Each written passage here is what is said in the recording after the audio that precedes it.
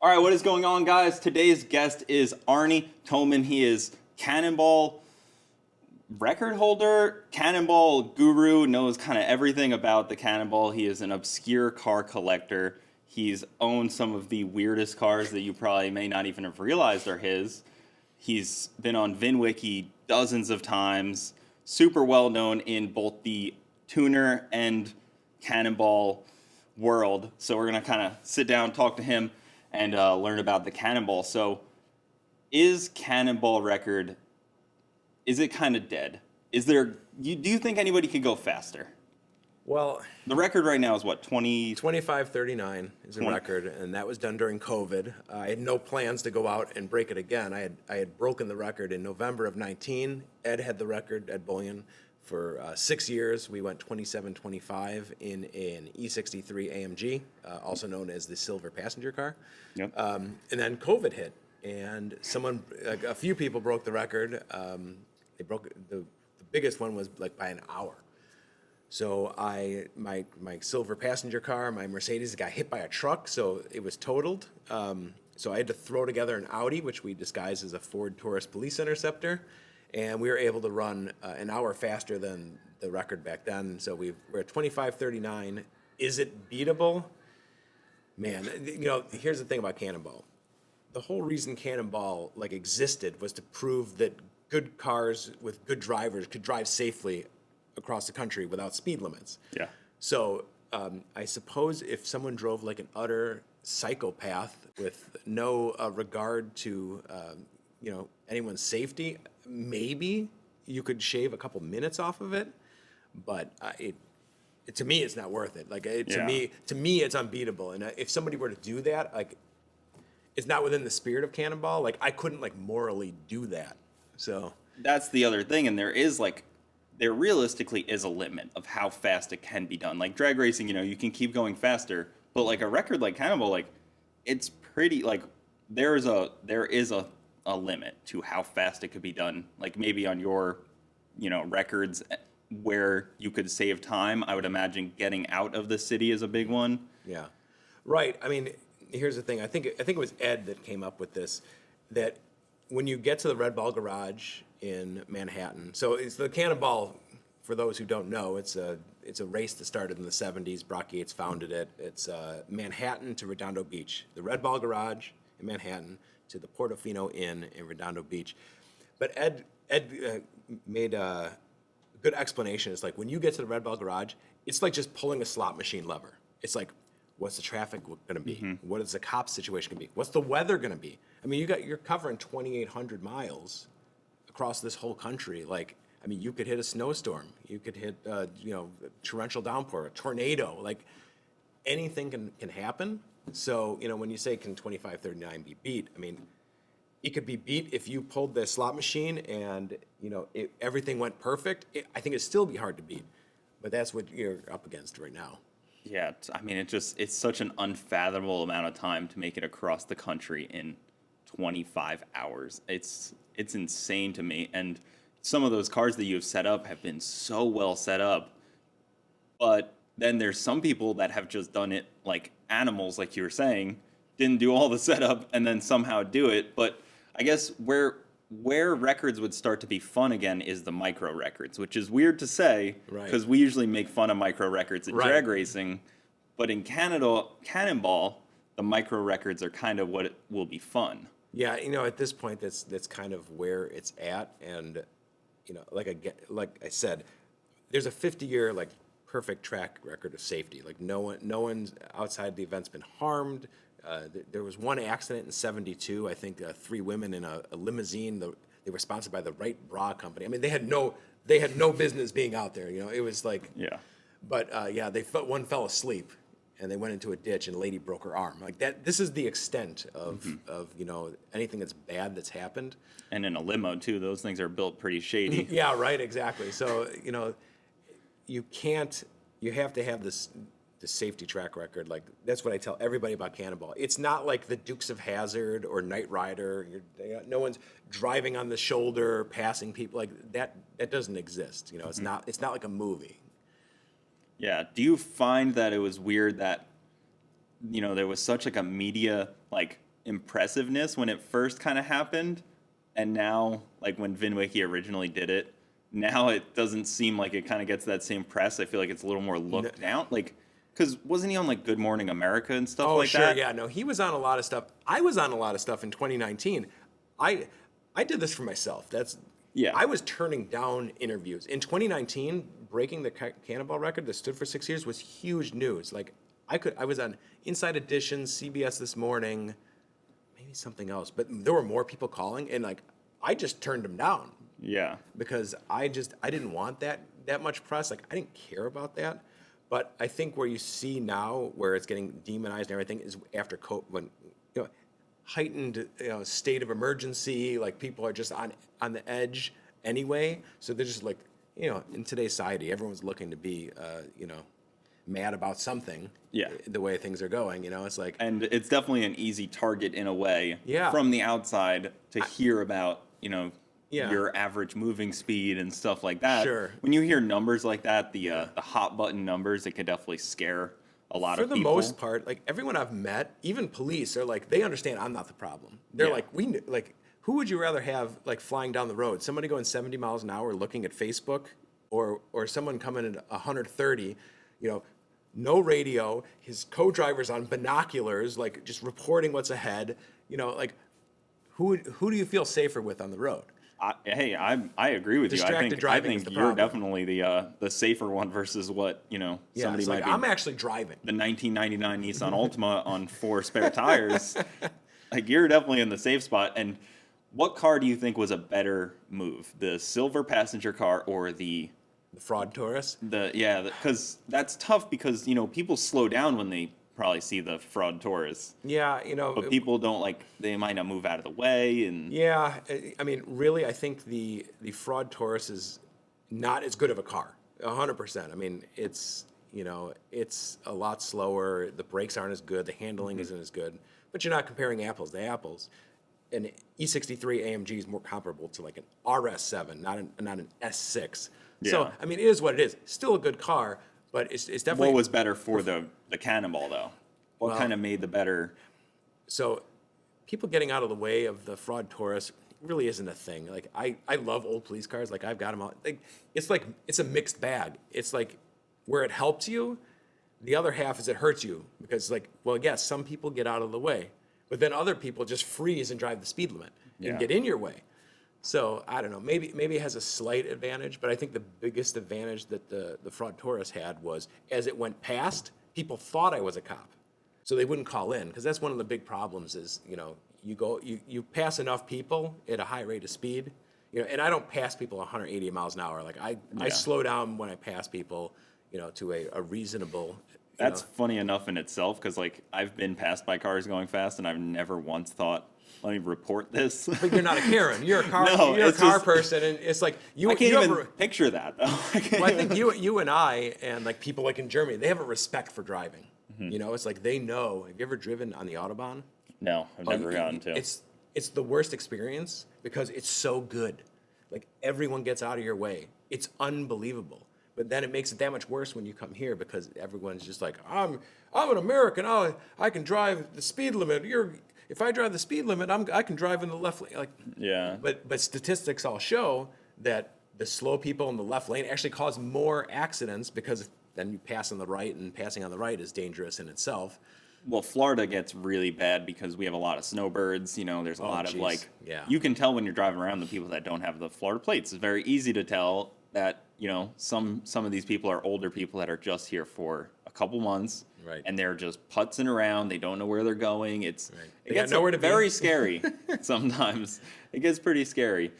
So with the record stuff, could a different alternative thing kind of rejuvenate things? Like if you were like, oh, we're going to do, Florida to somewhere like... People have tried that.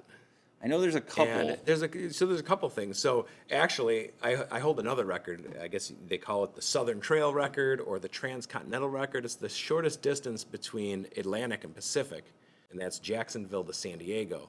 I did that on Christmas Day 2018 to test out my E63, my Cannonball record E63.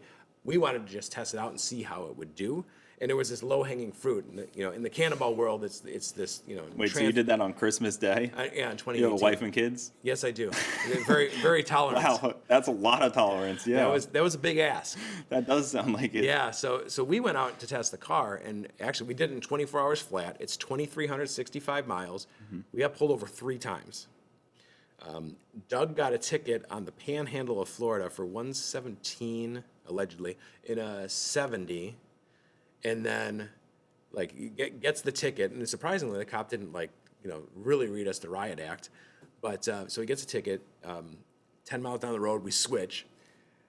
I get in the car, and I average 100-something miles an hour to where we're going to switch again. So Doug gets back in the driver's seat, proceeds to get a 116 and a 75.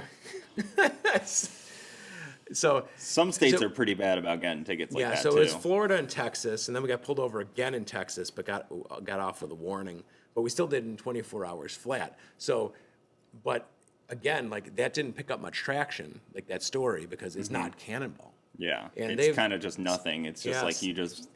It's not based off the movie or anything exciting like that, but it's cool to a car guy, but Cannonball is a mainstream cool. Right, exactly. So, and then someone's tried to go Maine to Key West, and then Alex Roy tried to he did set the record from Key West to whatever the far Seattle or something up in the Northwest, and it's nobody really cared.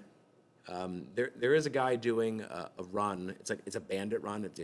It's from Atlanta to Texarkana and back for old cars. It's more of hey, I'm the bandit, Yeah. It's kind of like that. So there's rules for old cars. There's a lot of rules to keep it slowed down. That's more just a fun thing.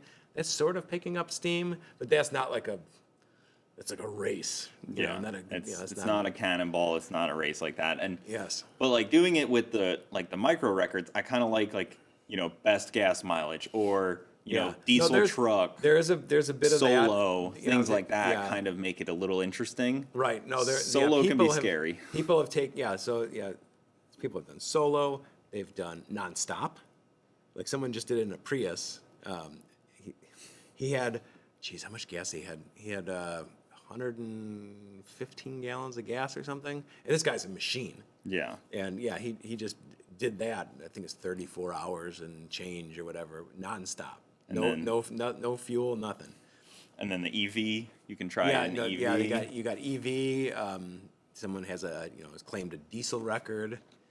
Yeah, the diesel record to me seems interesting because you can have a truck with a huge fuel capacity, and they get pretty good gas mileage if you're kind of tweaking on it, right? Really tune it up. Yeah. I would imagine California doesn't like when you get into their state very much with a modified car, but that's a whole different thing. Yeah, well, we're in, we're out, Yeah, quickly in and out. Yeah, so yeah. I think, so then you talk about other records is, you got a competitive record, because back in the 70s, they used to run these races, with multiple cars. Mm-hmm. When I go out and I ran 2725 and 2539, it's not an event. This is just me against the clock, Yeah. Someone could be leaving the Red Ball garage right now and, and set the record. There's no actual race, but in the past, since 07 was, I think, the first group of cars that went, and that was called the 2904. It was basically the 24 hours of lemons meets the Cannonball. You had to race across the country for $2,904. Oh. So it was a group of guys trying to do it. Yeah, so it was that was the first big group, and that got faster and faster. And actually, I won the very last one in 2017. We did a Ford Crown Victoria with a 55-gallon fuel cell in the back. I did some plywood aerodynamic modifications. I did splitter front and rear and all that. And we averaged 92 miles an hour from New York to San Francisco, because the 2904 generally went to San Francisco, mainly because the organizer hates LA and he lived in San Francisco. Mm-hmm. So that's the distance between the two is 2,904 miles. So it was $1, basically racing across the country for $1 a mile. So so we went 31:45, and so we're the fastest in a competitive event. And that was done in a $500 Crown Vic. You gotta love Crown Vics; they never die. Oh yeah, it's I'm not a Ford guy, but I'm mad respect. Crown Vics just don't die. I flogged that same car in 2015 came in third place, went 33 hours, and then won the event in 2017. Same car. Like, you can't deny, like, it's not that fast. No, it's not that quick. But it'll sustain the speed, the thing and it'll would do it effortlessly. with the torque converter locked, the car would do 130. So we spent most of our time about 130. Wide open on the flat, 140. And then downhill from Salt Lake City, we hit 147 in a stock Crown Vic. It's also weird because you've been across the country, but you really didn't see any of it going No. across the country. You did it multiple times, Yeah, it's but like tunnel like, vision. oh, what'd you see when you were in Nebraska? Like, nothing. Just drove right through Well, no, it. if you drove through Nebraska at 55 miles an hour, you still see nothing. Yeah, there's nothing to see there anyways. Is there also a, competitive spirit about how much technology you use? Because, you can go really overboard, but you go against the spirit of the event. Is Guilty, the guilty debate. as charged going overboard on police countermeasures. However, for the 2904, you had to account for police countermeasures in there. So I bought a used radar detector. I bought a CB radio from a garage sale for $20. Like, I mean, Yeah. That's so- true. so As that your was- tech gets better, Yeah. so does theirs. So it kind of works. Right. So that 2904 race, there were limits. And then there's another race called the C2C Express, which was for old cars. You had to buy the car for like $3,000, but like the sky was the limit on what you put into it. So I've done those too. Me and Ed Bullion actually did it in my Bluesmobile. So I've got a Bluesmobile with a 5.3 LS that I put in it, and Oh yeah, I think so we did that dressed as the Blues Brothers. my buddy Sloppy Mechanics has done some tweaking on that. Yes, he was the one that originally swapped it. Yeah. Oh, all right. Yeah, I was just talking to him. He's awesome. Trying to get him down here. Yeah, no, what's funny is I on the way down here, I was talking to him through text message, and Matt I'm like, like, you got to go down to do Cooper's podcast. So, oh, here he asked me. I'm like, all right. Yeah, because we talk every now and then, and I know he was listening to it because he was talking about it with me. But so the Brothers car, that's a little before my time. I know the car only because of the replications. Right. I don't know any of So the prior stuff about it, but you've had quite a few movie cars. yes, no, I love movie cars. I grew up in the '80s, so like that was when like the cars were the star of the show. You had Knight Rider, you had the General Lee from the Dukes of Hazzard, you had the A-Team van. Like these were like my idols. So Yeah. I haven't had a General Lee, but I've had a Smoking the Bandit Trans Am, a couple of them. When I was with AMS Performance, I turned our shop van into the AMS team van. Yep. And I debuted it. I actually shaved my head into a mohawk, so I was a skinny white Mr. T. That makes sense. I mean, that it adds up. So I also like costumes. Yeah, and then so with movie cars, the only one I've really ever wanted to build, I've driven the Mystery Machine a lot. I used to drive that car, and then I want to do an Ecto one really bad at some point. The Ghostbusters cars. That's a cool one. If you do like a real one, they're so expensive and so hard to come by. Mm-hmm. I've seen like one or two only. Yeah, it's like a 59 or 60 Eureka ambulance conversion. I mean, it's very specific. Well, even you've had a Hearst that you've went really fast in, right? Yeah, I've got twin turbo LS hearse, and we went 950 at 147, and it is a. Well, what's the reason behind a Hearst? So we switch gears onto that. So Yeah. I had always wanted to hold a world record, and this was like 06, 07, and at the time I mentioned AMS Performance. So I'm the co-founder of AMS Performance. If you don't know, we did Mitsubishi Evos and DSMs and Nissan GTRs and all this stuff. So through growing that company, our secret to success was always like take a new platform, be the fastest, and then just always be pushing and pushing and just always be the fastest. So that was our thing. And I would tell people, like that aren't car people, whatever, and be like, oh yeah, we have the fastest Mitsubishi Evo in the world. And they're just like, cool. Yeah. If I told that to you, you'd be like, whoa, like what was done to Yeah. it like that. So I'm like, I want to hold a record that I could tell anybody and be like, I have this world record. And it was between a limo and a hearse. I'm a big Iron Maiden fan, so I'm like, you know what? I'm gonna do a hearse, and I'm gonna do it like in an Iron Maiden theme, and I'm gonna break the record for the world's fastest hearse. And at the time, it was like mid 13s or something ridiculous. While I was building it, it dropped down into the 11s, and I beat it handily. I mean, the car. Yeah, I don't think the guy that was close to you was really thinking, oh, maybe I'll get this back after you Right. put I mean, a second and a half on him. Yes, exactly. So I just continue to go faster and faster with it. But it is a full functioning hearse. Like I've got a casket in the back. It's got the rollers in the back. Weighs 5,000 pounds. But And that car still exists, and you still have it. yeah, I and still it's have it. So it was just out with Matt from Sloppy Mechanics. He switched everything over to Holly because I built the car in like 08, 09. Yeah. So it was running a factory ECU. I had a standalone boost gauge. I had a standalone two-step.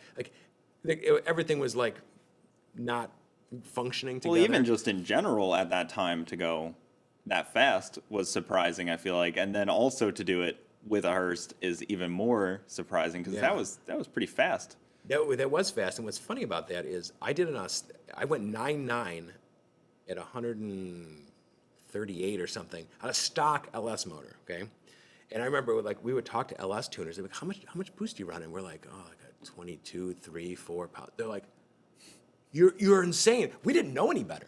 Yeah. We're like, we mean DSM guys. Yeah, we run 4G63s to like 30. Like we thought this V8 Yeah. could handle it, and it did. It never blew up. And I ended up finally putting rods and pistons in it just because everyone's like, you're nuts, you know. Yeah.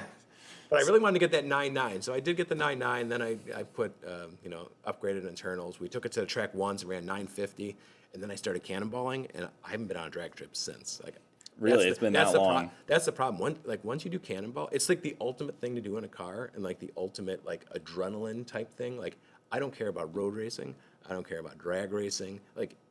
It's bad because Yeah. like I can't go back and find enjoyment in this stuff anymore. Yeah, ever since I kind of heard about, I heard about Cannonball from Ed, from watching his stuff, and I was just like blown away by this. I was like, it's just the ultimate test of everything has to work right for that amount of time. I'm just like, there's so many things that could go wrong when you're 10 hours in, 11 hours in, and that to me is just like the ultimate level of like, you're kind of riding the adrenaline the whole time, but you probably also have massive worry and anxiety doing it because, there's just any little thing, a pop tire, anything could just ruin it, the smallest thing. And that's crazy to me to kind of pull something together like that. Because, drag racing, if it doesn't work in that 7-second pass, I pull back around and try again. Right. It's instant. Right. Yeah, no, it's I've always liked like long distance and like planning things, and like so for me in that, and also like like a lot of people are like, oh, I want to do a cannonball one day. And I'm like, absolutely. Like if you're a car person, it is the ultimate thing to do in a car. Just go out and do it. Yeah. You don't have to go try to break a record or spend all of your money trying to do it. Just go do it. Like I think at this point, if anyone wanted to break the record, you should at least like go do it a couple times at a slower speed and like realize what you're up against. Because I think that's one of the biggest things that helped me is because I've done 8 runs, and every time I learned something new. Like even on 2539, there's just like things that popped up that never did before, and there's no such thing as a perfect run. Yeah. It just doesn't. I've gotten really lucky with some really close to perfect runs, but there's always been some big problems. So maybe there's an hour to be gained on a perfect run. Maybe. I don't. Minutes? Like, are we talking think that how different is your best run to perfect, like time wise? What are we talking there? I think that there maybe is 15 minutes. 15. So your Maybe run, if somebody like got so lucky, like everything worked perfect, and they just drove so fast and everything worked perfectly, maybe you can kiss 24 hours. Maybe. to think of your margin of error though in that amount of time of only being 15 minutes is huge. But here's the thing: like both my record runs, there was no precipitation at all. Like that is rare. Yeah. To cross the whole country with no precipitation at all. Yeah, so you have to take season into account very heavily. Yeah. And there's the 3 routes you can take, right? You can go north, middle, or south, right? Yeah, I mean, it's really north or south. There is like a hybrid where you take the south at first, and then in St. Louis you cross over to Denver, and then jump on what's the northern route. But no, I don't think anyone's ever gone that fast or even really tried it. But it is technically out there, but it's longer. And then having the spotters, like people like Kyle Loftus was a big part of it. Oh yeah, Kyle was awesome, and Kyle hooked me up with a few people across the state of Nebraska that have spotted. Like I've never even met them. Like, and he hooked me up with a few of his buddies because when we were doing the run in 2019, I knew Nebraska's a huge state, and it's a tough state because they patrol with speed pretty heavily. So I called Kyle. You know, he was my only person that I knew there. And man, he hooked me up with a number of people. Like I had the whole state covered, and these guys would just go out. And one guy, I think Joe Roach has gone out 3 times for me. Like, I mean, I never even met the guy. Yeah, like, you know, it's just like loves it. He just, you know, he took his wife with him, and like, yeah, he covered like hundreds of miles for me. He's got a part in history though. Like that's great. It is, yeah. People are very willing to help. Like Matt Happel, he's spotted for me. I think every run since 2017. Oh, really? So he's also done a significant little portions of them as well. Yeah, and he's hooked me up with a couple of his buddies, you know, to cover things because that's really helpful. Is having these scouts ahead, you know, not only just for safety, just like knowing if there's police up there. Yeah. Just having that confidence of knowing that someone's up ahead of you and you're not like out there alone is a big confidence booster. I know I've heard like a little bit of talk about like, oh, if you have, you know, like air support and like people talking crazy concepts of that, Yeah. which does sound fun to like theorize about like the perfect, you know, you're using Space Link or something like Starlink out there. I think Ed once said, he's like, yeah, we should use a Predator drone, you know, like. Yeah, but there's now pretty attainable things Yeah. that you could use to spot pretty far ahead of you. Yeah. If you have somebody in there on the controls, you know, I you think can have some good drones and stuff. Yeah, I think the best thing you can have is a scout. Like, someone has used plane. It's been used twice. 1983, the last U.S. Express. So the U.S. Express the last Cannonball was 1979. They canceled it because it was just getting too big. It was like, I mean, like CNN is trying to come to the, you know, to the start. I mean, it was like a big, like, it was like a circus. It was nuts. So Brock Yates canceled it. So all the really serious people went underground and they started like changing. It was generally the same distance, but they started changing locations where they start. And they ran that in the mid 80s. So last one was 1983, and the guys who won that, they ran 32 hours, 7 minutes. That was the record for 23 years or something. They used a spotter plane. They had a red Ferrari 308, and in the middle of the country, they had a buddy up in an airplane, so that ran ahead of him and called out police. And then in 2006, when Alex Roy broke the record, he's kind of the guy who like started the whole Cannonball thing again. Yeah, I feel like his name is very synonymous with Cannonball. Yeah, so he's like kind of like brought it back to life, and then he had the record for 6-7 years, and then Ed broke it, and then me. But he had an airplane, but yeah, he spent a lot of money, but he was up against nobody knew. Like for all he knew, like the FBI was going to show up at the Portofino. He didn't even end at the Portofino. He went to Santa Monica, which is a little farther, just because he was just scared about what was going to happen. We didn't know because you heard stories like in the 80s they had talked about running more like U.S. Express type events, but like the FBI would find out about it and like they would start cracking down on it. So what's at the start of the Cannonball? Because I know it starts in a very specific place in New York. Yeah, it's the Red Ball Garage in Manhattan. And that's where Brock Yates was an editor for Car and Driver. And Car and Driver stored their cars at this garage. So when he decided to like put on this race, he was a big, and it actually originally wasn't against the 55 mile an hour speed limit because the 55 mile an hour speed limit didn't happen until like 73. It was really, he was a big proponent of government overreach. You know, he thought the government had too much, you know, it was a little bit about speed, but his main thing was just like, the government's got too much control. We don't need that, you know, the world works better with less government than, so that's how it actually started. So, but that's why it starts at the Red Ball is because he's just like, well, I got to pick a spot to start. Like, well, our cars are here. Let's just what start. goes on there now? Is it still shop? Is It's a parking garage. So it's just a parking garage. It's just now? a parking garage. But now, you know, now that Cannonball is like since I probably broke the record in 2019, it's become like a really big deal. Like, so you got if if car people are in New York, they like go and take pictures there. And, Yeah. and obviously there's been a lot of people trying to break the record also. So it's like a lot of cars go there. And So you may show up there one day and all of a sudden you see somebody there again ready to go. yeah, I think there was some guys recently that just made the coast to coast to coast.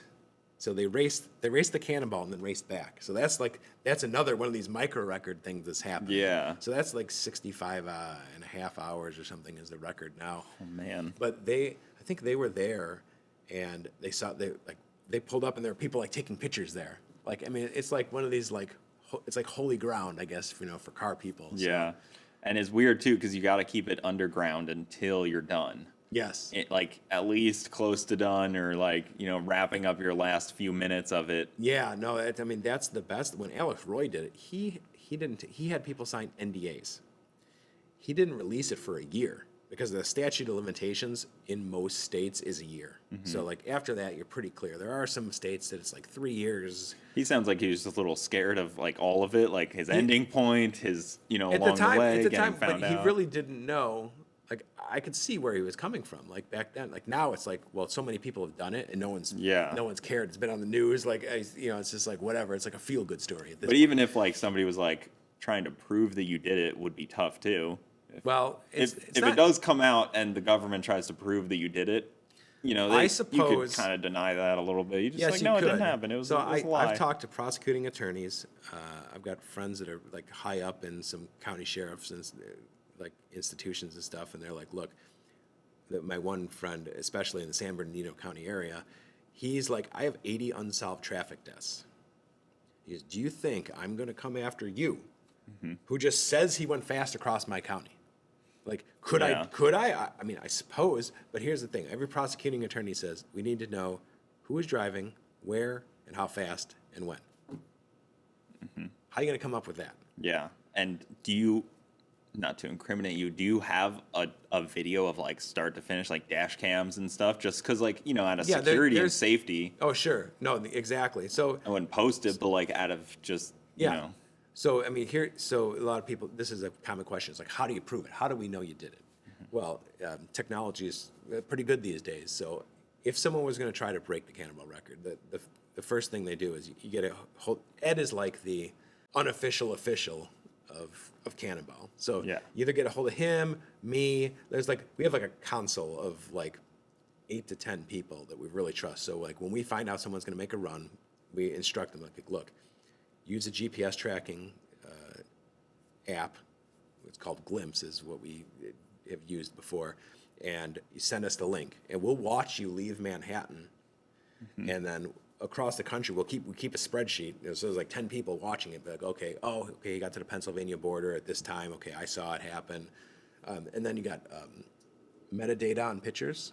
So you got time and take location, your start and location photo. stamp. Gas receipts can be used. You can have unbroken video footage. And actually, in 2019, when we made the run, we had a private live feed, which was funny because we were like watching. There was like 100 some people watching it. Like, but his problem is, I told my friends, my close friends, and like my wife and stuff. I'm like, look, here's the link so you can see where we are and just know that we're safe and watch along.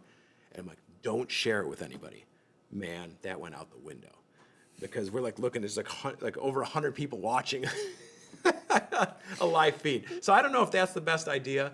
I mean, it's pretty good. It definitely offers proof. Yeah. Yeah, but then you got scouts too. Like all your scouts, like if I had like 30 scouts out there, like I passed 30 people. Like I mean, it's hard to deny when you've got 30 eyewitness accounts and everything. Yeah, it's tough. I mean, I guess if one was super outlandish record, people would go back and really trace back things, put it in the spreadsheet, like you said. But somebody's just claiming something similarly fast as you. It's probably not worth really vetting them. Right. No, exactly. I mean, and there has recently been a problem where some evidence was faked, and that's a whole other thing. I don't even want to touch that with a 10-foot pole. Not my place. But yeah. So there's a lot of ways you can prove it, and that is very important, especially as of like in the last year or something. Like if somebody's going to do it, like, you better have proof, because, like, Yeah. why do it at that point? You know, it's just. It's Yeah, I'm really sure not there's worth the it. guy that's like, oh, I just, ran it. I didn't have a GPS. Like, Right, exactly. Like, well, I why mean, not? I had a third-party GPS tracker, just like if you had a trucking company and you wanted to keep track of your truck, like, so it's like a third party, like, so there's like layers, like basically everybody from Alex to Ed to me, like everyone's like raised the bar as far as like each person has another layer of evidence, to prove it.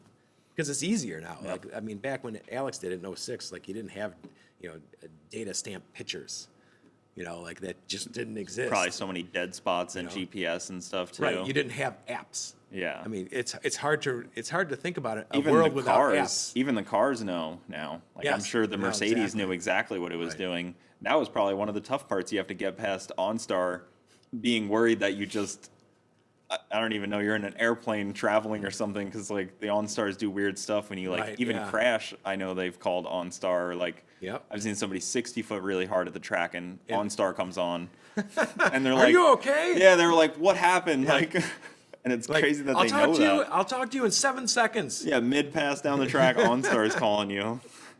So AMS Performance. So you were founder of AMS. Yeah. So me and my childhood buddy Martin started that in '01. And Martin still is. Yeah. So I sold my shares in 2017 to him. Shortly after, so we had a machine shop also. So basically, in a year's time, I sold him my shares of AMS, and I bought his shares of our CNC machine shop. Okay, so you were able to kind of just, get him out of what he didn't want to deal with, and you out of what you were kind of done. Yeah. I had kind of it was an interesting time in my life. I had my elderly aunt who I was caring for. Like, she was going downhill. My dad, his health was going downhill. We sort of weren't seeing eye to eye in the business anymore. Like, we were together for 15 years. I'd say 14 of them were just perfect. But then, he had a different vision of it. And as far as partnerships go, I mean, it was a really good run. But the writing was on the wall. He wanted to go one way. I wanted to go another. And honestly, with the EPA coming in and, like, busting down doors and all this stuff, like, I kind of didn't want to, like, have all my eggs in the automotive aftermarket. Yeah, modifying cars Modifying, isn't yeah. seen very well. No, and I don't, like, what's the future of it? And it kills me to, like, sort of step away. And I've sort of gotten back into it.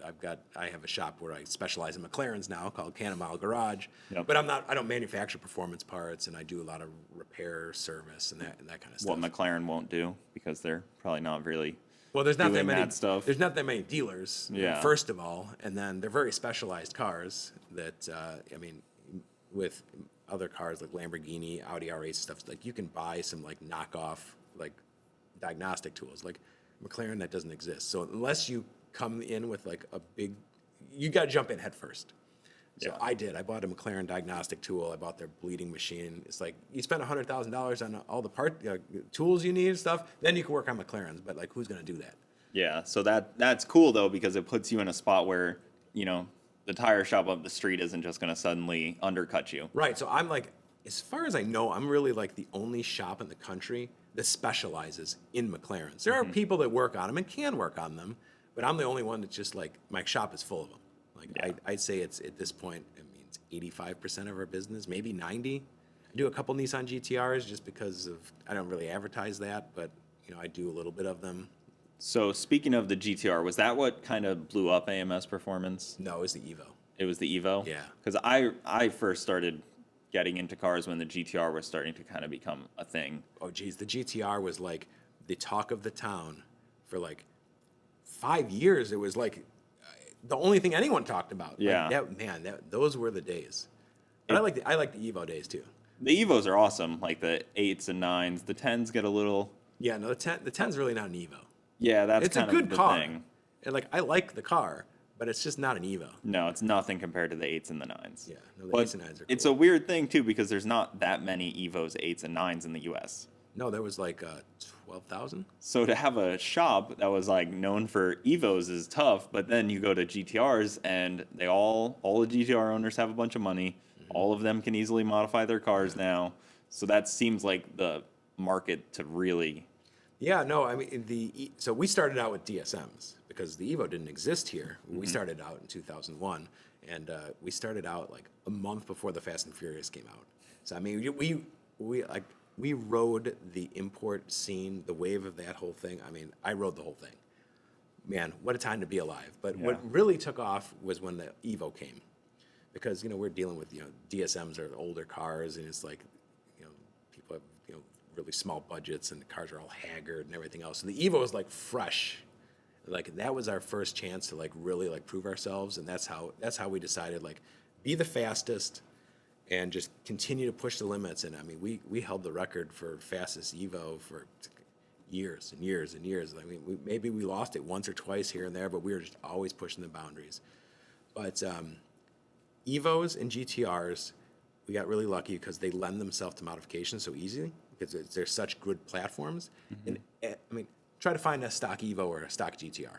I mean, everybody modifies these cars. Yep.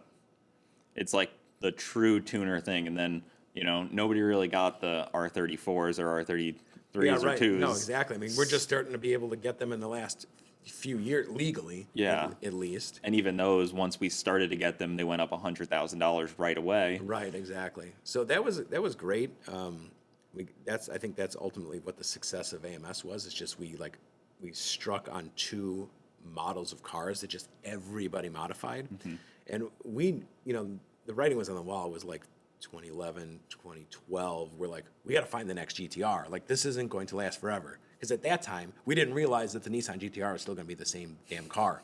At this point, I mean, how I don't think they're ever going to change it. Right, exactly. Like, how it's still the same car, and It's very sad, honestly, that they haven't changed that car significantly enough. yeah. And The 2017 was a big. The interior is always the worst part of that car. They made a big improvement in 2017 on the interior. I will say that. But getting back to looking for the next car, like in 2012, we tried AMGs, like E63 AMG, the Audi S6. We were trying to find any other. We tried to get into Porsches. Like, we just couldn't get the traction that we did with the GTR. Yeah. Now they've kind of got traction. Like, when I was leaving, we're just starting to get into the Lamborghini and Audi R8, and they've got a pretty good foothold in that market. Obviously, UGR is like been doing it forever or whatever. Yeah. But once the tuning opened up, I think for the V10 stuff, it really Yeah. kind of exploded that market. Like, now most of the Audis I see and Lamborghini Huracans I see are twin turbo, it seems like. Well, I'll tell you what, those cars are boring as hell if you don't put a twin turbo system on it. Like, Ed had one. We took it on Gold Rush Rally last year. It had an Audi R8, and it's a good car. And I equated it to be like, it's like the ultimate Golf R. Like, I mean, it's a good car. It's it does everything you want it to do, but it's just like mind-numbingly boring. But yeah, these cars lend themselves really easy to modifications, and like a lot of the GTR customers have graduated into them. So the R8 and the Huracan has become the next GTR. Because, Yeah, so the customers that you guys already kind of acquired, right, we're just kind of we're moving just kind on. of moving on. And the whole reason I'm actually down here now is we're holding the DCT World Cup, which used to be, this is our 7th year. It used to be the GTR World Cup until this year. It's just now like so many of our friends and customers that were coming to our race are now in other cars. So we've opened it up to anything with the DCT transmission. Yeah, adding DCT definitely makes it a lot better of a race, in my opinion. I think the GTR is a very niche community. Right, exactly. And those guys that own a high-level GTR probably daily drive a twin-turbo Huracan. So Right. it makes it like kind of a perfect niche group of people. And every time I've been to the GTR World Cup, I'm in awe at how good it's catered to the drivers. It seems like such a this is not a driver's spectator's race. Not to say that it's not good for the spectator. Great but for the spectator. All we care about is the driver, because growing up in this whole industry, it's like we were always frustrated at waiting in the staging lanes, having so many cars. So most races are about like getting the spectators in the seats. Yeah. And that's where they get their money. Like, we just decided, because we're not good businessmen, to just the hell with that, and we just wanted to make a race. But realistically, so this race was started by Eric Gowdy. He was my old sales manager at AMS, who now works at Chicago Motor Cars, and then my buddy who owns Chicago Motor Cars, Perrin. We were actually at another race with Perrin's GTR, and every car was braking, and Perrin's like, is there some other race we can go with this GTR? And we're like, no, they're like, this is the only race. And then we all like stopped and looked at each other. We're like, huh. You know? Yeah. And that's when, and 5 months later, we had our first GTR World Cup. And I think that's when I met you, because you and Garrett Cletus came to cover it. Yeah, we were down there. It was at PBIR at the time, Yep. and thank goodness it moved to Bradenton, even though PBIR is closed now anyways, but Right. Bradenton's definitely the better home for it. And funny enough, I bought a car from Eric. Oh, okay. I bought my CTSV from him and had okay. it shipped in. Never even met him, just, bought the car from them, and it's just a small world because I've had that car for like 4 or 5 years and three years now. Okay. So it kind of all comes full circle. But that race being so catered to the drivers is so cool because those guys, they want the catering to them, and I don't blame them. Like, you're out there racing your $150,000 car. You have a team of people that are working on it. You want to go sit down under your wedding venue tent, have your catered food. Yes, and exactly. I envy that. They get to come there, hang out with their friends, and then, a couple months later, they get to go to TX2K and really Right. work like us real struggling racers out here, sweating in the staging lanes. Yeah, no, that was our biggest frustration, because we would take groups of cars and we'd have our whole crew, and it's just like you need one person just to figure out like who's gonna feed these people. Yeah. And we set out to be like, we're gonna take all the problems that we see and the stuff that annoys us, and we're just gonna take care of it. So the DCT World Cup, as you mentioned, we got the VIP tent. So if you enter a car, you and your code, your whoever you bring, get a pass. So now you get breakfast, lunch, dinner, drinks, a nice tent to like chill out with fans, and a lot of people bring their families here. Yep. We call it a racecation because a lot of these people just bring their kids. So you get to come bring to their Florida in wife. the winter. Yes, exactly. It's I like know when- you guys stay at a nice hotel in Sarasota. Yeah, and then we have an awards dinner. So at the end of the race, like you have a nice awards dinner. We give away a Rolex watch. Any person that enters, any driver, it's just a random raffle. So that's almost more exciting than who wins the cup. Big cash payouts we've got. But like my favorite part is like, who's going to win this Rolex? Nobody knows. It doesn't matter how fast or slow your car went. It's like you still get a chance to like win like a substantial, like memento from this race.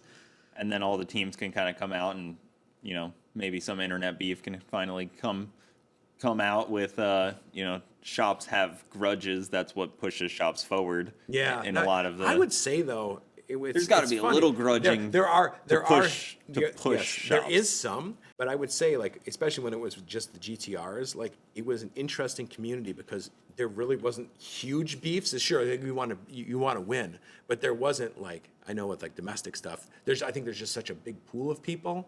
There's always going to be egos getting involved, but like for the GTR World Cup, it was like most people like would get along. Like someone broke something, it's just like the other team would be like, oh, you need this clip for your transmission. Like, oh, we'll take apart our spare transmission here. Like everyone was like pushing forward to like they just wanted to race.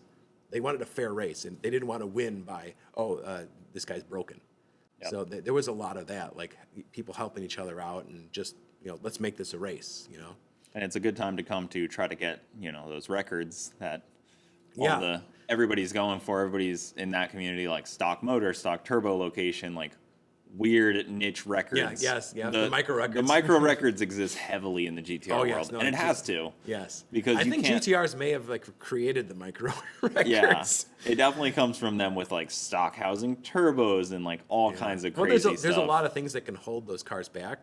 But like, when you got Giddy running, 6 seconds and George and everything, it's like, what are you going to shoot for? It's like you need micro records because everybody else, like, if you're going for the overall record, just like throw it out. Who cares at this point? Like, just like give up, find something else to do. You better either own a shop or. But these micro records have helped keep it, help people push, forward, doing more with less. And I mean, people like Giddy have helped push the whole GTR world forward. Yep. I've been watching. I mean, I remember watching him in his blue car go 9s. Yeah. And then progress Yeah. into working with AMS for a long time, and then now that car, geez, that car hasn't been out in a few years, but he's here now, and the car's back, and that's super exciting to see that car again. And then George's car with T1. That's a really impressive piece, and I get excited to race those cars at TX2K because they're so interesting. They don't short track well, but then Right. man, they'll come back around you. and they can't cut a good light Yes. because we run like a pro because tree. reasons. Yeah, because GTR reasons. I don't know. Yeah, no, that's one of the things with the DCT World Cup too, is like DCT cars in general can't compete with guys with, trans brakes and torque converters and turbo 400s and power glide. Like, we just can't compete. So this gives an opportunity, kind of a level playing field. It's like the cars all equally aren't good at the short track, but man, yeah, they mile an hour. Yeah. They definitely, I've seen like 200 miles an hour out of cars that run like 850s. Yeah, right? Yeah, It gets like, a little like street scary. cars, right? Yeah, exactly. It's like nuts. So your CNC shop, what do you normally make? I know I've seen some interesting things that you've posted. I don't know if you ever want to touch into them. No, I've got no problem. For the most part, I say it was like 90% firearm stuff, mostly AK-47 accessories. We've, obviously that whole thing is like, it's a dicey situation. We just had some legislation that almost like took out manufacturing of firearm stuff in Illinois like 2 weeks ago. So I've been looking to get in some other stuff also a little bit, but we mainly manufacture accessories for AK-47s, and we actually make everything for JMac Customs. So if you're a big AK guy, they're like the mecca. They make all sorts of muzzle brakes and hand guards and everything else. So we manufacture all their stuff for them.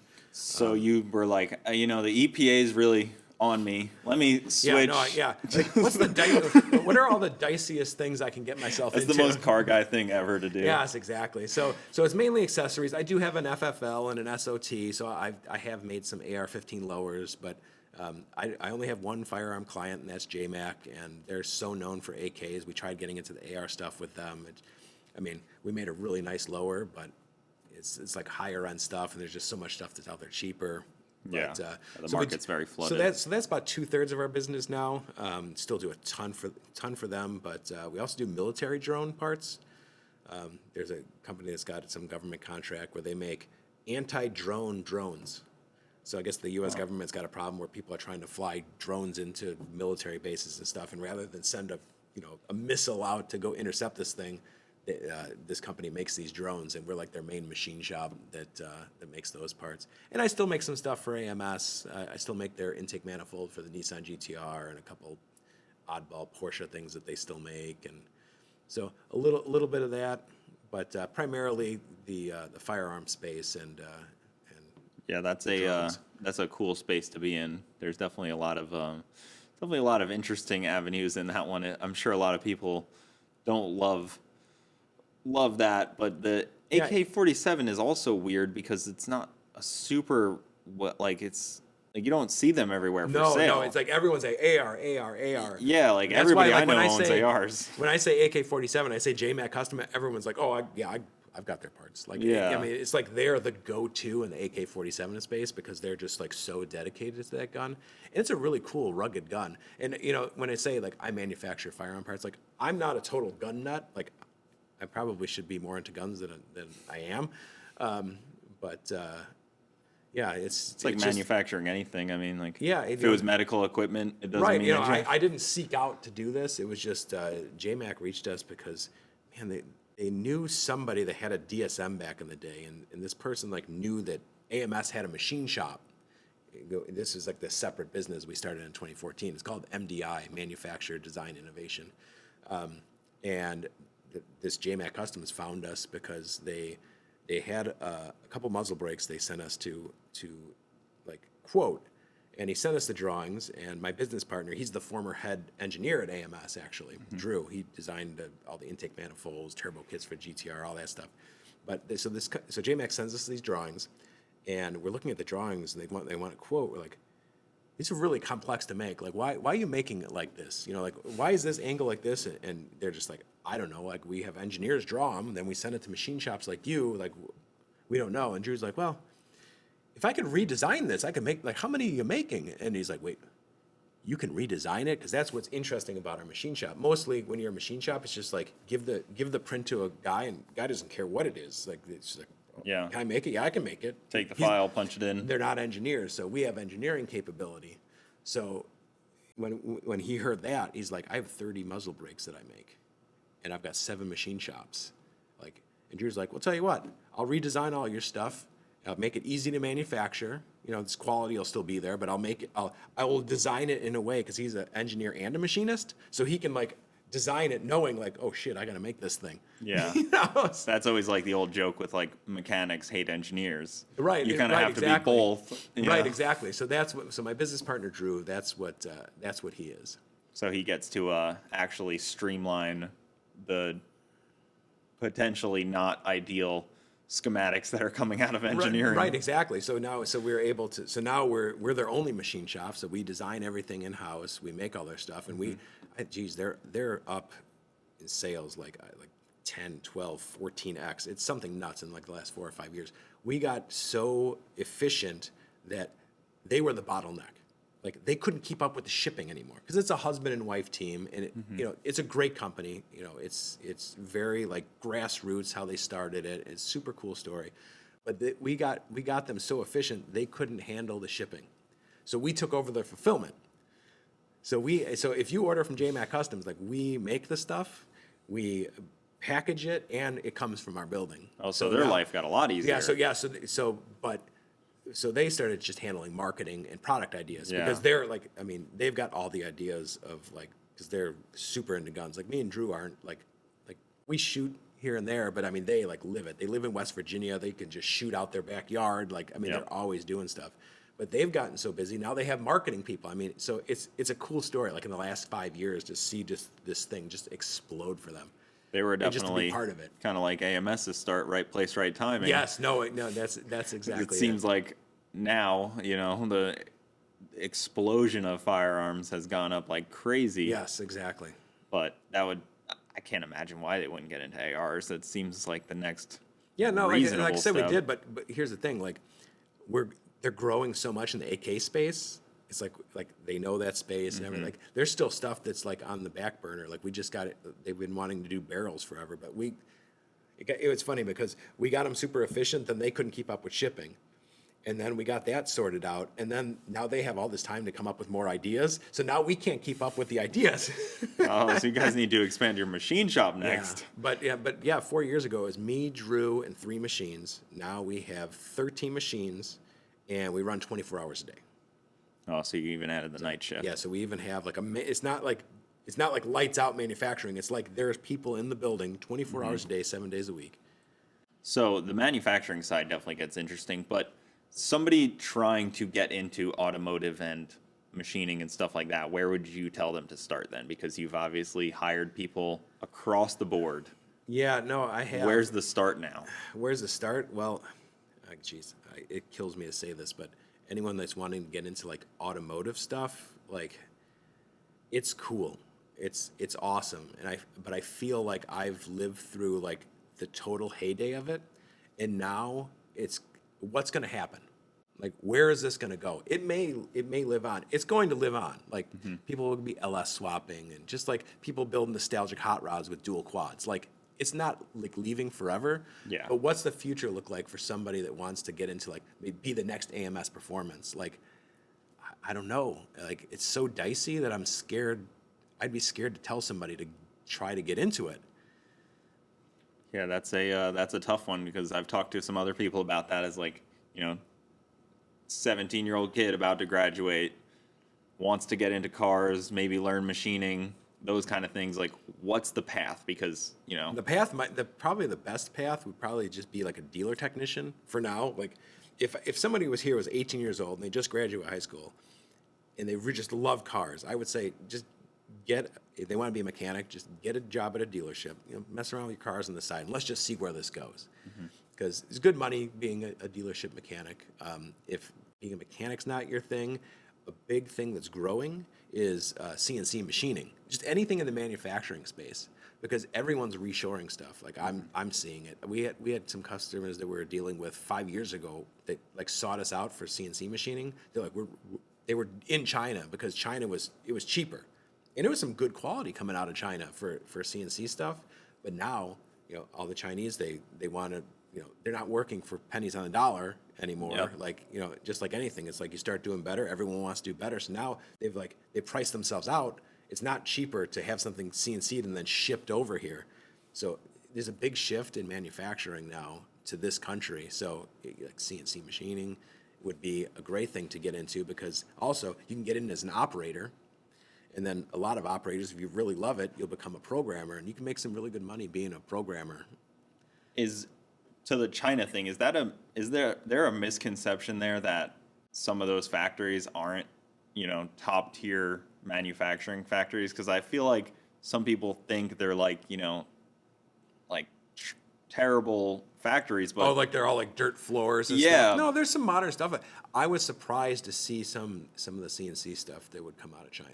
that's what I've in some heard. some respects, like better than here. Like they had it pretty dialed in, but they price themselves out of the market now. Yeah. Like it doesn't make any And with any shipping to sense. get to the U.S. and The only time thing- and everything. The only thing I think China, where they have a leg up on us, is casting. You can't cast anything in this country. That makes sense. It's like 10 times the cost. Maybe I'm dating myself from back when I was in this space, 5-6 years ago. Maybe that's changed, but like back then, like you just couldn't cost effectively cast anything in this country. And then electronics get pretty tough in the U.S. Yeah, too. no, electronics too. And especially with if you want to keep modifying cars, ECUs are very important, and standalones are becoming more and more important. Right. And the standalone market is struggling right now because I think a lot of companies just don't have them, don't have the ability to get them. Yeah. I've heard months back ordered on that kind of stuff, but that's something that I don't see coming over to the U.S. anytime soon. No, that's not. But like I can only speak from the CNC machining side of Yeah. things. It is growing. I've got friends with machine shops, and we're having a hard time like finding employees. I do pretty good finding employees because my shop is very nice, very modern. It's growing. It's a really good group of guys. And then I also share the space with Cannonball Garage. So usually when someone comes in the front door of my machine shop, the new hire, or someone like a job applicant, they're like looking like, wow, it's a really nice shop. And they kind of wander through the shop, and then they get to the center row and they just look and they just see McLarens. And then you hear like a Senna on the dyno or something. And they're just like, oh, I got to work here. We've had a number of cases like that where we're hiring an operator. Most recently, we hired an operator because he just loved the space, loved the vibe. So he goes to his old job and he's like, "Yo, I'm leaving in 2 weeks." Like tells his buddy, like, "You got to go check out this MDI place." So then that guy's like, "Hey, are you hiring?" So he comes in, we hire him. So it's been it's easier for me to find, just because I'm an interesting niche-y kind of vibe and got a lot of word of mouth. Cool place, and it's growing. But I have a number of friends with machine shops that they just can't find employees. Yeah, and with a machine shop too, it probably gets complicated because you could look at this machine, see it making something, but no, there's probably something it could be doing that could make me more money.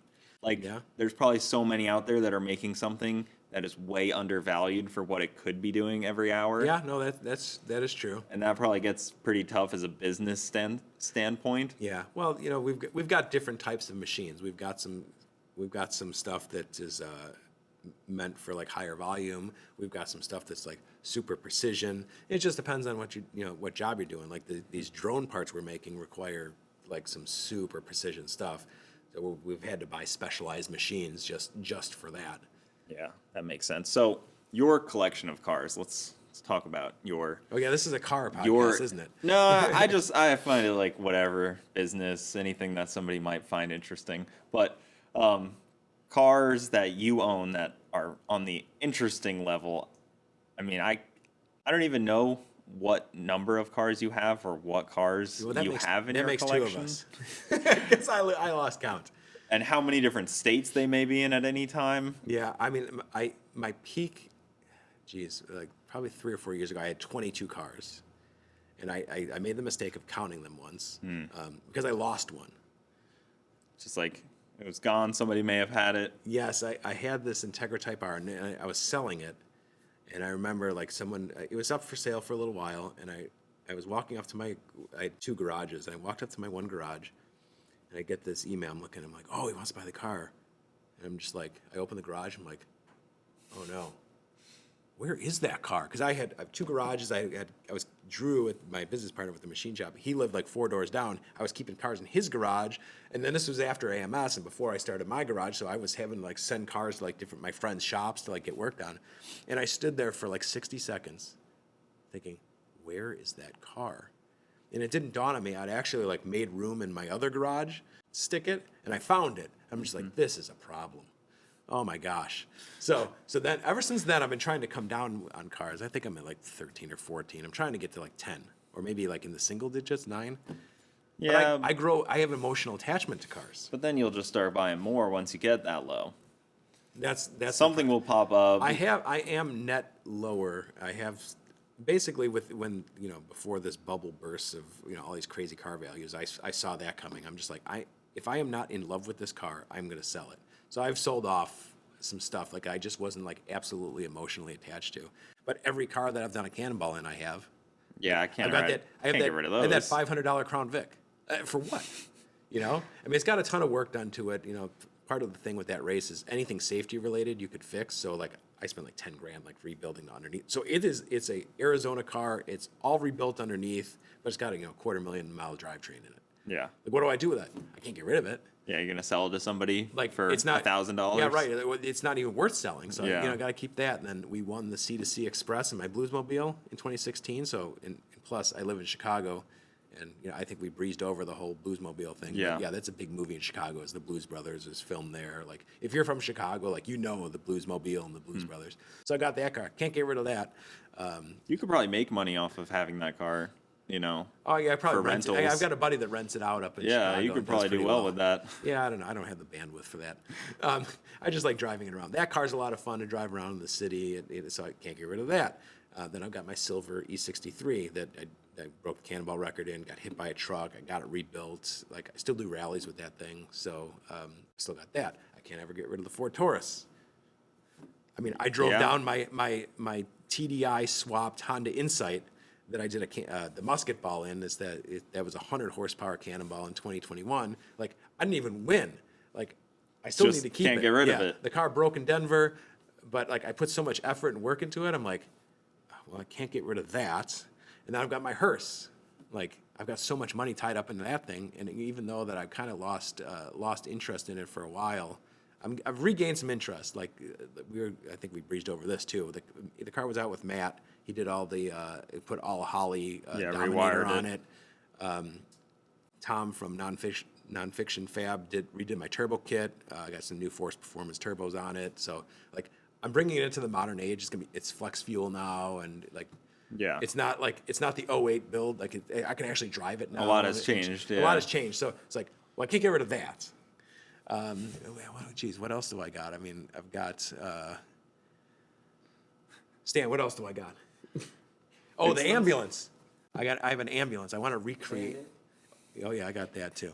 So I've got a '77 Trans Am that my parents' neighbor bought brand new. He owned it for 40 years. I bought that.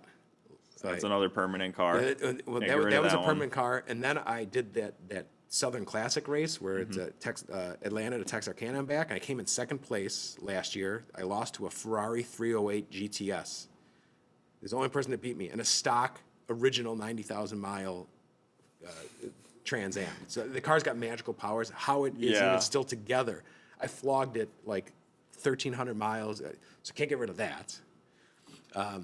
So it sounds like there's no like supercar, hypercars. No, I don't have any supercars on your list. No. Any desire, any interest in those? You've built them, you've driven them, you've been all around them. Two interest me.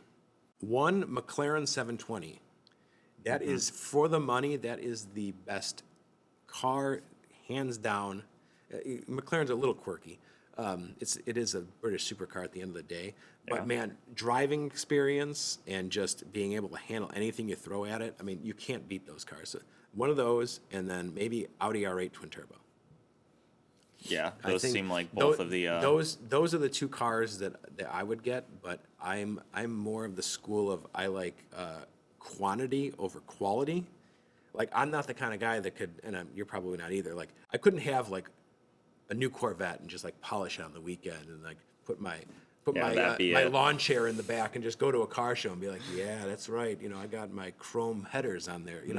I can't. Like I'm like nuts when it comes to cars. Like if you had $150,000 to go buy a car, you would go buy 8 hoopties. Oh yeah, no, I do something random with them. I have another problem spending like a lot of money on a car. Like if I got to spend like $40,000-$50,000 on a car, I'm just like, oh, that's a lot of money.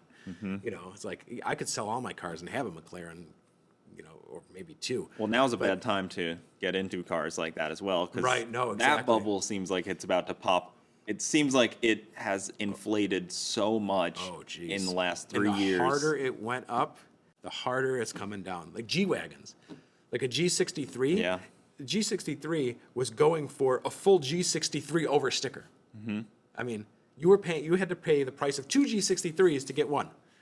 That market's coming down huge. McLarens are coming down quite a bit. Huracans, everything. Yeah, it's a weird spot for a lot of people to be in that think that they have this investment, this kind of nest egg of a car. I don't know. Like, what were people thinking? Like, this whole time this is going on, I'm like, guys, this is not. Yeah. Like, this is not normal. Like, you remember what it was 3 years ago? That's normal. Like, this isn't going to last forever. This is an anomaly, and this is never going to happen again. And in 10 years, you're going to look back and be like, man, do you remember when, I bought a McLaren for $200,000 and a year later it was worth $300,000? Like, and I didn't sell it? Yeah, right. Man, I really should have sold it that time. And then I sold it for $125,000 when this whole thing sold. It's tough because, you want to get those cars, but it's not really the time. Yeah, right now I'm just chilling. My next purchase, I want to buy a 720 if they can get below 200 grand. Mm-hmm. They were getting, that was always my plan, is if they can get below 200 grand, I'm like, I can swing that maybe, mentally and, financially. Yeah. But yeah, as soon as they got down to low, 210, 15, 220, I saw them, and then just everything just reversed, and they were 300,000. Mm-hmm. But they're coming back down. I do want a 720. But yeah, I don't know. I don't think I could sell everything and just be a 1 or 2 car Justify guy. having that, yeah. I got weird stuff. I've got an ambulance, a Duramax powered ambulance, and I'm gonna make a modern version of the Transcon Medevac from the movie Cannonball Run, because in the '79 Cannonball they actually ran a fake ambulance. Yeah. So, and then that was in the movie that you've seen. That was an actual real thing. They did run an ambulance. So I want to make the modern version of it. So I've got this lightly modified Duramax ambulance that's going to double as a family cruiser and tow vehicle. So I'm gutting the interior, putting it's going to be a conversion van inside, but it's going to look like an ambulance. Yeah, I feel like I've seen you with a lot of vans throughout the years. I love vans. Yeah, I feel like you've had a lot of vans. Oh man, you get me a lot started. of tow vans. I got tow vans and delivery vans and vans. I'm van crazy. Yeah, where does the desire for a van come in? I gotta have a wagon, and that seems understandable, but I feel like a car guy being into vans. So I was never into vans, and the way I got into vans was in 2001. We started AMS, and I remember, that AMS grew so fast, so quick. That was, man, what a ride that was. But very quickly, it became apparent we needed a tow vehicle, and we needed a delivery vehicle. And back then, I didn't care for van. I didn't really care. But I was working at this towing company, Fry's Automotive. This was before I quit my day job. And there was a couple expediters that parked in our parking lot. We had a storage lot, and they had a 6.5 liter Detroit GMC or Chevy Express van, and they were going out of business. They were selling a couple. And I bought this 220,000 mile 98. It was 3 years old with 220,000 miles. I bought it for $3,000. Because it had a diesel. I'm just this is perfect. It's cheap because we didn't have a lot of money. It's a van, so we could deliver stuff, and it's it'll tow an open trailer. Great. And I remember I got the thing, and I just started driving it daily, back and forth from work, and I just fell in love with being able to throw whatever I wanted in the back. I was into cycling back then. So I could throw my bicycle in there. You see something on Craigslist you want, you just go move a couch.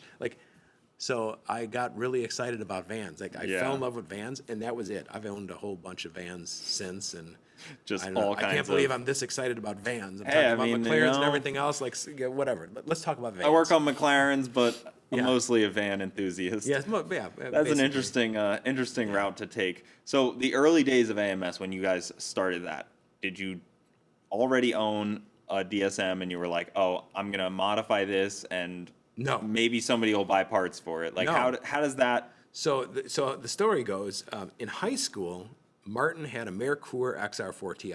Do you even know what that is? Nope. From 1985 to 89, Ford brought over their Escort thing. I was born in '94, if that Okay. helps. So yeah, it was. All right. Some of that stuff is a little before. Yeah, right. Yeah, that's a little before your time.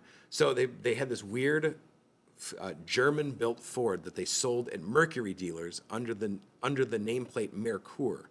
So it was a 2.3 liter turbo, just like Mustang SVO. Yeah. It was that motor and transmission in this European Ford, and it's a turbo car. It was our first turbo car we ever came in contact with. I had muscle cars in high school, but Martin's dad, he was Polish and he's just very European. He's like, you cannot have muscle car. It's like, you need something European. So this was the best we can come up with. So Yeah. that's how we got introduced to this Merkur. So Martin went away to college. I stayed. I was towing, whatever. He came back from college and he's like, man, I really want to build a car. He didn't have any money. He just came back from college. I'm like, man, remember that Merkur? The turbos were cool. We didn't really understand them, but we realized how cool they were. Let's buy a Merkur together. So we bought a Merkur and started modifying it. We're doing autocross, some road racing and stuff, and we quickly found Martin's an engineer by that's his degree, and that's where he really excels as an engineer. We found that there was no good camshaft for the Merkur, for the 2.3 turbo Ford, which is basically a Pinto engine with forged internals. It had a cast iron cylinder head. I mean, this thing was like a brick shit house. But so we quickly discovered no one made a cam for it. Every cam that was out there was for naturally aspirated cars. The best camshaft you could get for a Merkur was a Ranger cam out of a Ranger truck because of the low end torque or whatever. It just seemed to work the best. So Martin's like, I'm going to design a camshaft. So he went to work with another buddy. They designed a camshaft for the Merkur, and we needed a company to sell it. So we just started AMS because we needed a company to sell this camshaft. Well, we're dealing with a car that's already 14 years old. It fell on its face. Not a well-known car. Exactly. Already outdated. Right. So at the time, Martin had a Galant VR4 that he just happened to buy for a daily driver. And, he did a exhaust and a boost controller. And we took the thing out. He's like, holy cow. He goes, this thing's I just did an exhaust and a boost controller. It's way faster than our Merkurs ever could be. So we just the heck with Merkurs. And those are actually cool. Right, exactly. The Merkurs are pretty cool too. If any of your listeners know what that is, I'm sure somebody has a Merkur out there. It's a total cult vehicle. These people are a little crazy. Yeah, almost how I am. I'm sure with the vans. Facebook group is Yeah. very alive and well. Yes, exactly. So yeah, we just shifted gears right into DSM stuff. So then quickly after, I bought a modified 91 GSX, and oh my gosh, what a fantastic motor and platform that thing was. So did it start off with parts or tuning, or working on cars? So it was both. It sort of started out manufacturing parts, actually. Before we actually opened the shop end of things, we designed an intercooler for the Galant VR4 because at the time nobody had one. Galant VR4 is only 3,000 of them were made. So everyone had DSM, Eagle Talon and this kind of stuff, but not many people made parts for the Galant. So he designed a intercooler kit for that, and then T3, T4 adapter plate. We, instead of making a whole turbo kit with manifolds and stuff, Martin's dad had a machine shop. That's where this whole idea of machining stuff came. So we made an adapter plate, made a turbo kit, but it quickly became apparent that if we worked on cars, because we were self-funding this, the only money that went into AMS from the start is I invested $3,500 to buy the first lift. That is the only outside money that this giant empire started with, was $3,500. Coincidentally, I still have that lift in my garage as a memento of those golden years of import stuff. Yeah, when $3,500 could start you a business like that. Yeah, right. Yeah, no, that's what it was. But we just we were trying to make these parts or whatever, and we're just man, if we had a lift and could work on other people's cars, we could make money, and then we could buy more, buy another welder, buy some fabrication equipment, or so. Yeah, we with that investment of that lift, we built that whole company. Wow, that's pretty awesome. So super grassroots start, there's as I don't small think as it gets. Yeah, I mean, realistically, you want to look really far back when it started. It was '99. I had an 800 square foot house that me, my wife, and Martin lived in.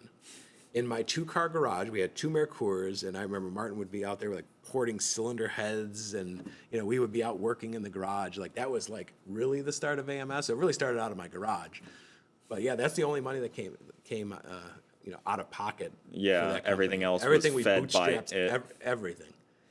And then the machine shop and everything. Wow, that's really awesome. That's crazy to have such a small beginning for something that's such a household name in, Right.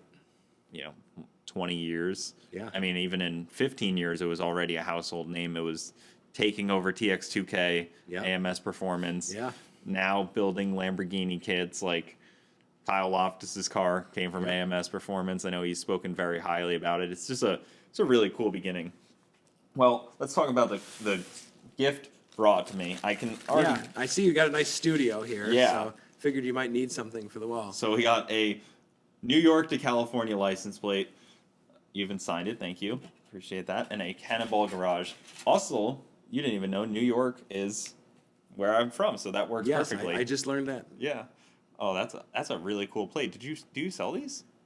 Yeah, I do have a few of them left. We were selling them for charity. A buddy of mine, another Cannonball guy, Travis Bell in Indianapolis, he's got a company called Celebrity Machines, and he makes replica license plates like Ecto One and from Back to the Future, Out of Time, and so he makes any TV show or movie car or like any car that's appeared in any show, like he makes the license plate. So when we broke the record, he made that custom plate where it's half New York, half California, and we sold those for charity for Operation Underground Railroad, which is a sex trafficking charity that helps reunite these kids with their families and stuff.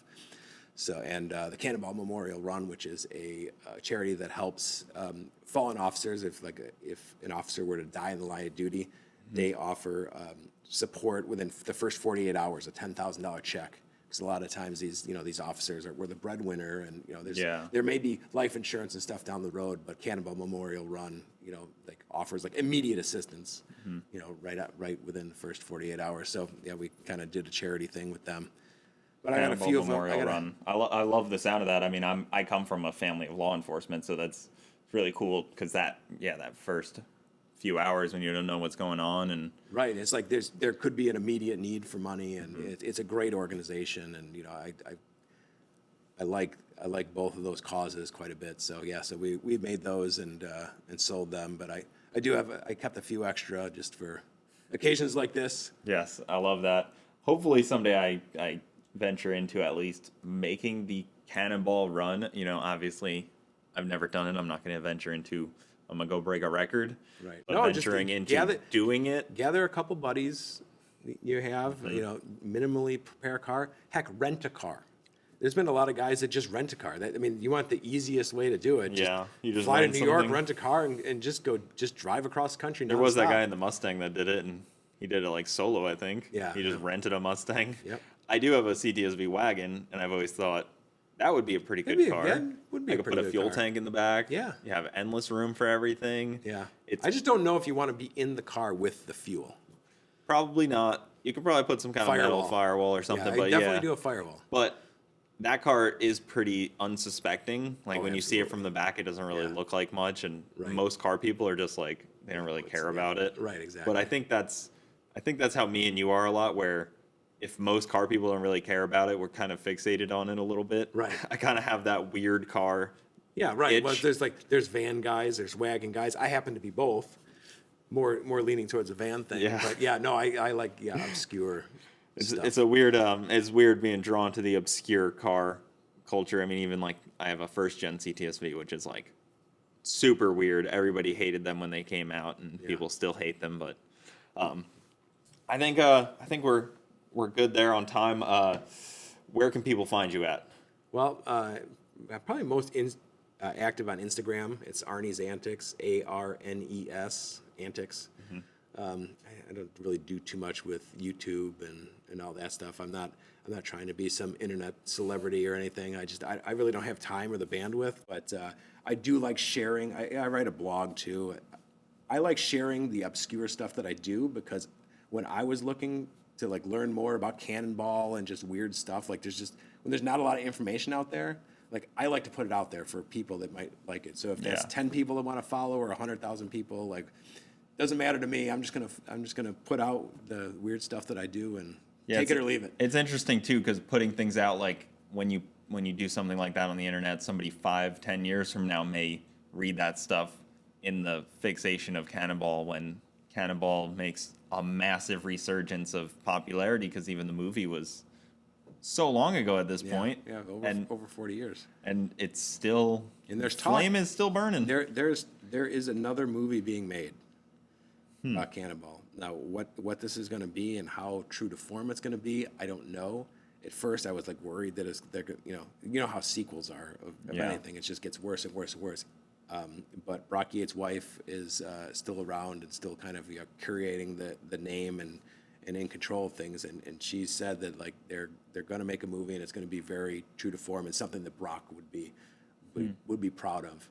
So we've got that to look forward to. It's, COVID threw it off a bit, but Yeah. it sounds like next couple of years I think we may have something out there. So You could probably sell a documentary too to a streaming service of some sort. I'm sure if it was pitched well enough. Yeah, there's some of that sort of going on in the background too. So That would be pretty cool to see. Just out of I watch a lot of documentaries, so I wouldn't mind seeing something on cars. I hope that one day there is a documentary, because a lot of people say I should write a book, and I do not have the time to write a book.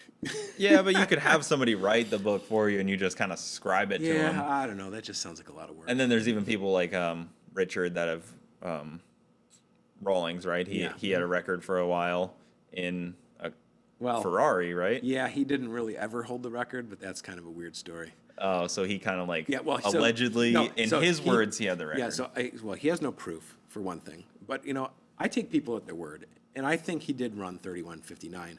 Problem is, he did that in May of 07. Okay, and he came out right away. I broke the Cannonball record. He was on Gumball 3000, and they made a bet like, oh, I bet you can't beat the Cannonball record. And they were on the East Coast, so he just goes and decides to does this, and allegedly runs 31:59. Like I said, I believe him. But the problem is Alex Roy had actually broken the record in October of 06, and he was under a year of silence because of the statute of limitations. Mm-hmm. So in the meantime, Richard's running around saying, I broke the Cannonball record, getting the tattoo and everything. Yeah, so Alex Roy on the year anniversary, Alex calls Richard and say, hey, man, I just wanted to let you know, like, I actually broke the Cannonball record in October of 06. Like, I went 31 hours, 4 minutes, so you really never had the record? Isn't there even some contention with Alex Roy's in some of his records? I thought I've heard some people kind of doubt some of the stuff. At first, when Ed broke Alex's record, Alex thought there were some holes in it, which there weren't. And since then, like Alex and Ed are fine. Actually, me, Ed, and Alex in 2018 did a Cannonball together, one of these old car Cannonballs. Mm-hmm. We jumped in Ed's 84 Audi Quattro 5000, 4000, 5000, some thousand. And so it was me, Ed, and Alex Roy, and we ran across country. And it was the best, most miserable trip ever, because it was 37 hours in a car without air conditioning. But, man, we had so many great times and great conversations, and the car was so not competitive at all. So that was fun. But yeah, there have been, some discrepancies here and there. The most recent one is the big one, where there was a lot of evidence of falsification and things like that. But I mean, that happens with anything that people can get into a pissing here's the contest thing. about. The more people you get involved, the more likely something's gonna happen. Well, with racing, the thing is, like, if you're not cheating, you're not winning. Right. In drag racing, like, if you're not bending the rules a little bit, Yes. you're not winning. No, absolutely. But Cannonball, there's like more of a a camaraderie, I guess, and more of like a legacy to it that Yes. people hold true and Right. hold to. Right. That makes it a lot different. Drag racing, like, it's that one pass. Right. And there's something cool about that too. And I don't really like, NASCAR. Like, I don't really find NASCAR entertaining at all. However, like, I find it interesting the way they find ways to cheat. Mm-hmm. Like with these very minimal little changes and tricks, and like I find that stuff fascinating. Yeah, like especially 20 years ago, where there was like so much gray area racing, which is really cool. The gray area racing, because then it just becomes a craftiness, right? Exactly. Contest. Like that was fascinating to me. But yeah, I'm not a big NASCAR fan other than that. Yeah, it's, I don't even know. I'm guessing now they probably so strict and tight on stuff that there's. They still get a lot of views, though. They still get Yeah. a lot of people in the Yeah. seats. They still get a lot of views. So I always Yeah. look at it as a drag racer: is what am I doing that they're not? Because they're getting sponsorship dollars, Right. Yeah. and we're not. That's the problem, right? Like, what do I need to do to get the sponsorship dollars that? Well, the good news NASCAR's is getting? you in drag racing you can actually get some sponsorship dollars because in Cannonball there's no one in their right mind that is going to sponsor this. That's true. You're not going to have a Cannonball sponsored by anybody. So what's next for you then on your like? You have a goal next that you're thinking about. Do you have your eye on something? Yeah, so before I got into Cannonball stuff, so I spent 7 years doing things. I think this is kind of like the human condition, is like every 7 years, like you just get an itch to change. And I've just passed 7 years in this Cannonball stuff. Before Cannonball, I was into long distance cycling. And I ride recumbent bicycles. You know what a recumbent bicycle is? Where your feet are out in front of you. Like usually old people Oh, ride. yeah. You know, it's very comfortable. It's like riding a lazy boy. So I go down the rabbit hole of everything I get into. I go so far, like I go past as far as you ever should go. So I have a thing called the Velomobile. It is a recumbent tricycle, 2 wheels in front, 1 in the back, designed in a wind tunnel. It looks like a missile or a torpedo. I've been to the wind tunnel where they design them. Yeah. I was there testing a car. Okay. And in the room, it was all bicycle stuff. Yeah. All of it. Yes. Every piece of helmet, the shoes, everything. And he was like, yeah, most of the people that rent the wind tunnel are cyclists. Cyclists, yeah. Because when you're dealing with, you really can't, you can only tweak your body so much, right? So Yeah. now every little bit counts. So yeah. So Weight and arrow is all of it. So it's this 9-foot long carbon fiber like missile with pedals. So I would do long distance rides back in early 2010s or whatever. I was big into cycling, and my longest ride I rode from Chicago to Indianapolis in one day, 225 miles. So I think I want to get back in cycling. I have a few goals. I want to ride around Lake Michigan just on a leisurely. It's like 1,000 miles. I like to just be able to do it. Yeah. Eventually ride across the country. But my ultimate goal is I want to ride from Chicago to St. Louis. It's very flat. It's 300 miles. I want to do it in one day. 300 miles in one day. So on a bicycle. Your moving average has to be pretty high then. Yes. And I don't know, I might be past my prime of being able to do that, but like that's my goal, is to get back into cycling stuff. And That's interesting because I've actually wanted to cycle from here to watch a SpaceX launch on the other coast. okay. I don't do much cycling, but I have one that is an electric assist, so it would help me a lot. Yeah. But it is pretty good distance. Yeah, I like cycling a lot. It reminds me of like when I was a kid and just like the adventure. It was like the first opportunity to like just like be on your own. Yeah. And like I don't know, I really resonate with that. Yeah, the 3-wheel seems nice too because you're kind of You don't fall over. and you're Yeah, kind of people are like, how do you not fall over? I'm like, oh, there's 3 wheels. It's like, yeah, that definitely seems fun. So around Lake Michigan, 1,000 miles. Yeah. Would I think that put you into Canada too? no, you go through Upper Michigan. Oh, okay, that makes sense. I'm not familiar Yeah, and I rode the whole Upper Peninsula once too, 200 miles in one day.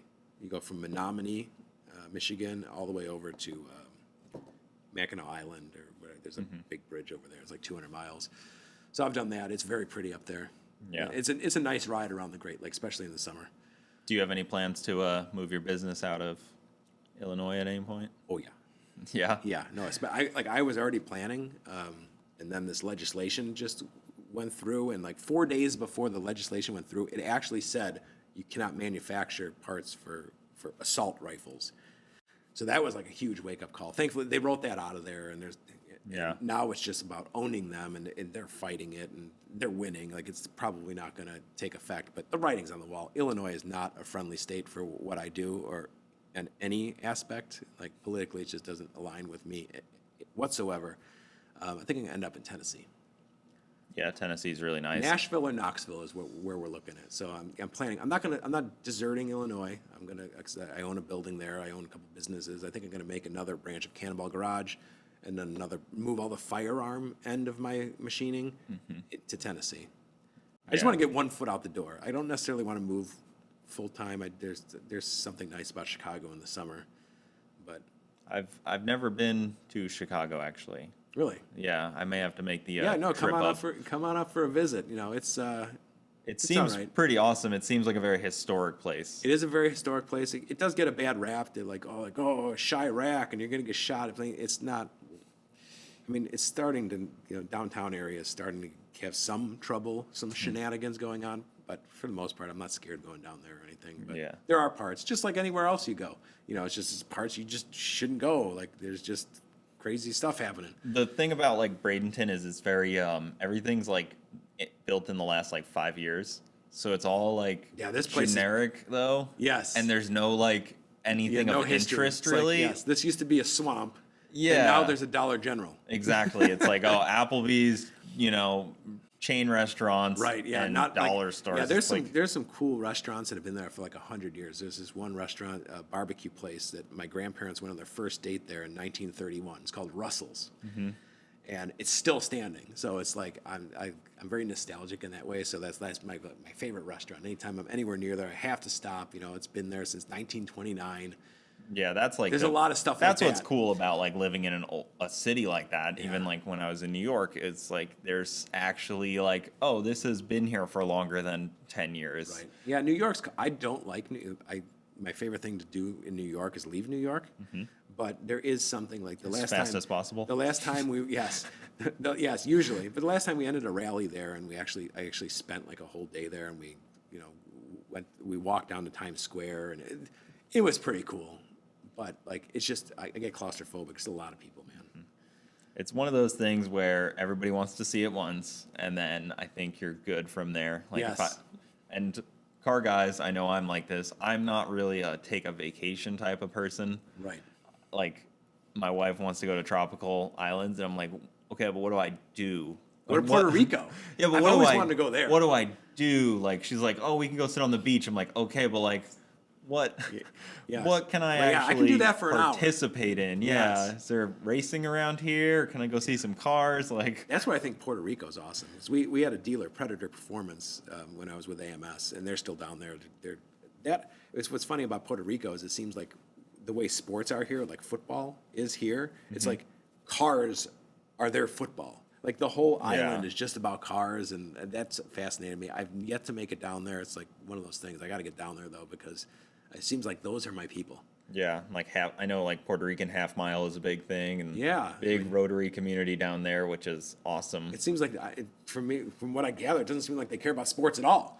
Like, Yeah, that's definitely a car guy type of people because sports and ball sports usually don't interest any car guy. go sports ball. Exactly. I know the sick week starts on the same day as the Super Bowl, and I don't think any of those car guys care at all. Like, oh no. It's a pretty entertaining thing to watch. But all right, man, we're gonna wrap it up here. Thank you for coming on. I appreciate the gifts, and we even got some coasters out here That's too. right. Yeah, So this is my calling card. This is my glow in the dark coaster I bring everybody. yes, I won't ruin my nice table here. But thank you for coming on. Yeah, no Guys, go problem. check him out on Instagram, Facebook, all the VinWiki stories if you want to hear more of him. But that'll do it. Thank you guys, and we will see you next time.